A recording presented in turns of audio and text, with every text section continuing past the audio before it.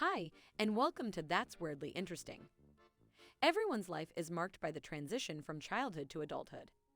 However, the age at which this occurs, as well as how a kid celebrates their rite of passage into adulthood, is entirely determined by where they live and the society in which they grow up. Many of us will never forget the magnificence of prom or the thrill of your Sweet 16 celebrations. These events were important milestones in our lives that will be remembered and talked about for years to come. We all have our own cultural traditions and stories that will be passed down to the next generation. However, not all rites of passage are equal. Here are 5 of the world's most extreme coming-of-age traditions. In Sparta, the famed agoge formalized the coming of age. This 13-year physical, military, religious, and moral education imparted the skills, abilities, knowledge, and qualities a boy would need to grow into a man and join the homoioi, which means the equals or peers. Only these men were eligible to join the elite warrior class as full citizens and be regarded as true Spartans. In Sparta, boys were prepared for manhood from an early age. Not long after they were born, the infant would be bathed in wine. How the child reacted to this would affect the path their life would take. Those who they believed were destined to become great Spartan warriors would be calm and brave babies. On the other hand, the infant would be declared a helot or Spartan slave if the newborn screamed and demonstrated indicators of distress. This warrior class of boys who had been selected at birth would then be brought at about 7 years old to the agoge, which is a unique school committed to molding them into not simply men, but the most loyal and fearsome soldiers. At the age of 12, the youth was put to the ultimate test. The boy would be sent into the wilderness with only a spear and a blanket. The goal was to stay alive for a month. Many of the students failed, and after barely a week, they returned to school fatigued and hungry. They were kicked out of the agoge and assigned to the Spartan periachi, or middle class. Boys who survived the month were then greeted as men upon their return. They had become full Spartan citizens with the ability to marry and have children. Those who were considered the greatest of Spartans' young men and excelled at the agoge would be chosen to attend the Crypteia and go through a unique rite of passage that would turn them into cold-blooded killers. The purpose of the Crypteia was to establish a clandestine military force. Graduates of this institution were used not just as warriors against Sparta's external opponents, they were also used as a form of secret police force. Part of their duty was to keep the helot slave population under control, no matter what it took. Young men would be expected to murder as many helots as possible in order to graduate from the Crypteia. They were told to go after the strongest male slaves and those who appeared to be the most likely to revolt. Furthermore, they were rated on the ruthlessness with which they carried out their killings, with covert acts garnering additional bonus points. Young male pupils would kill a helot while he was sleeping or enjoying time with his family. If a pupil was caught, they may face harsh punishment. They would emerge from the Crypteia as adult male citizens and members of the Spartan elite, destined to gain significant political authority one day. Long before the world's lion population was on the brink of extinction, young men of the Maasai tribe in southern Kenya would try to win the hearts of young Maasai women by hunting and killing a lion. This age-old cultural ritual is a rite of passage into manhood and the only way to become a warrior. According to local tradition, a boy could only become a mature man, otherwise known as a morin or warrior, once he had killed a lion. This tradition required the young man to kill a male lion with only a spear. To succeed in the assignment would prove that he was a great warrior, blessed with skill and bravery. The mane of a lion would be brought back to the village if he was successful in his hunt.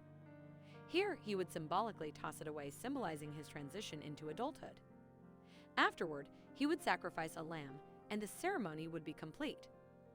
On future hunts, the warriors were allowed to present the lion's mane to the ladies of the village in the hopes of impressing her. However, due to the Maasai people's attempts to protect Africa's severely endangered lion population, this ritual has since been halted in recent years. Men's coming-of-age celebrations these days are focused on the biannual Maasai Olympics, with spear throwing as the primary event.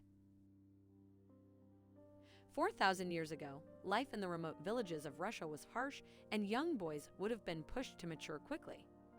According to archaeologists Dorcas Brown and David Anthony, who are investigating Bronze Age villages in this section of modern-day Russia, boys came of age in a particularly gruesome manner. They discovered the bones of at least 51 dogs and 7 wolves while excavating the Bronze Age site of Krasnosemarsko in Russia's Volga region. Brown and Anthony believe that each winter, at the start of the raiding season, which lasted from the winter solstice to the summer solstice, the dogs that lived beside them were killed.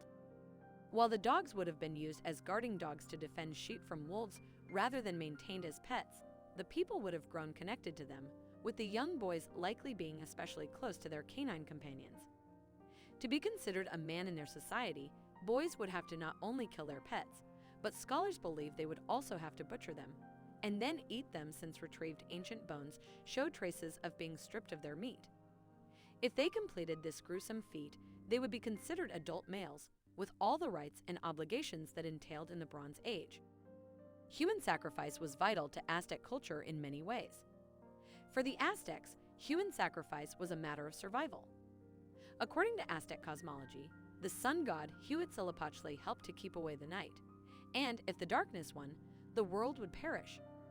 To keep the sun moving and save their lives, the Aztecs fed Huitzilopochtli human hearts and blood. Human sacrifice served another purpose throughout the Aztec kingdom of the 15th and 16th centuries: intimidation. The ritual slaughter of prisoners of war and the massive display of skulls reflected the empire's power and dominance. According to DNA tests, the bulk of those slaughtered at Templo Mayor were foreigners, most likely enemy soldiers or slaves.